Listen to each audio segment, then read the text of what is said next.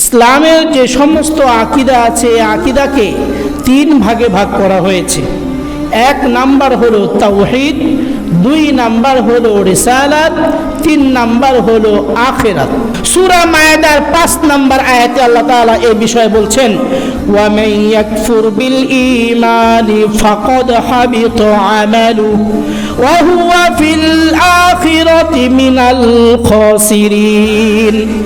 এই আয়াতের ভিতরে আল্লাহ রাব্বুল আলামিন বলছেন, ও আমার বান্দারা, ওয়া মান ইয়াকফুর বিল ঈমান ফাকাদ হাবিতা আমালুহু, তুমি ঈমান এনেছো, তুমি একটা বিষয় তুমি অস্বীকার করলে আর ভালো কাজ করলে, একটা যদি আপনি অস্বীকার করেন আপনার ঈমানের ভিতরে ঘাটতি আছে, আপনার কোনো আমল আল্লাহ তাআলা কবুল করবে না।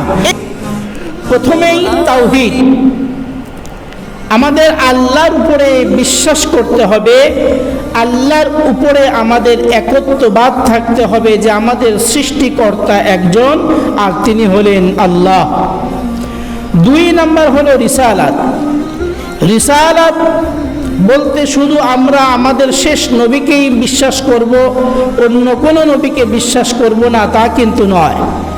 পৃথিবীর শুরু থেকে নিয়ে আজ পর্যন্ত আল্লাহ রাব্বুল আলামিন এই পথ ভোলা মানুষদেরকে সঠিক পথ দেখানোর জন্য যুগে যুগে শত শত নয় লক্ষ লক্ষ নবীদেরকে আল্লাহ তাআলা পৃথিবীতে পাঠিয়েছেন।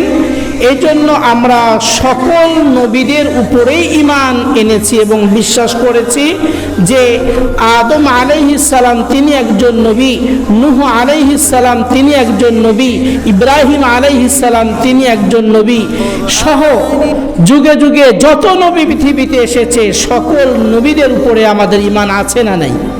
অবশ্যই আছে এবং থাকতে হবে।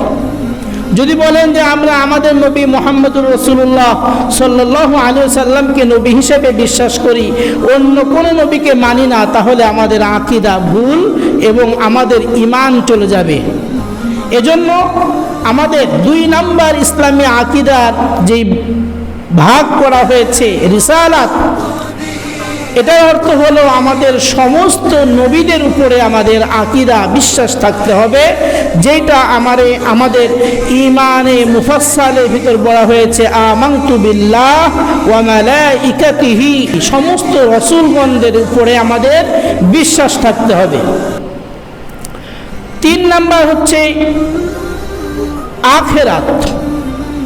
আখিরাতের উপরে আমাদের বিশ্বাস থাকতে হবে। আল্লাহ তাআলা এই পৃথিবীতে আমাদেরকে পাঠিয়েছেন, এমনি এমনি পাঠাননি।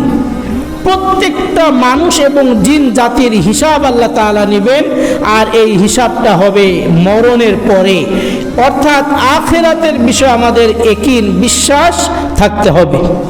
তাহলে আমরা এক নম্বরে তাওহীদ আল্লাহর উপরে ঈমান আনা, দুই নম্বর রিসালাত রাসূল সমূহের উপরে ঈমান আনা, এবং তিন নম্বর হলো আখিরাত, আখিরাতের উপরে আমাদের ঈমান আনতে হবে।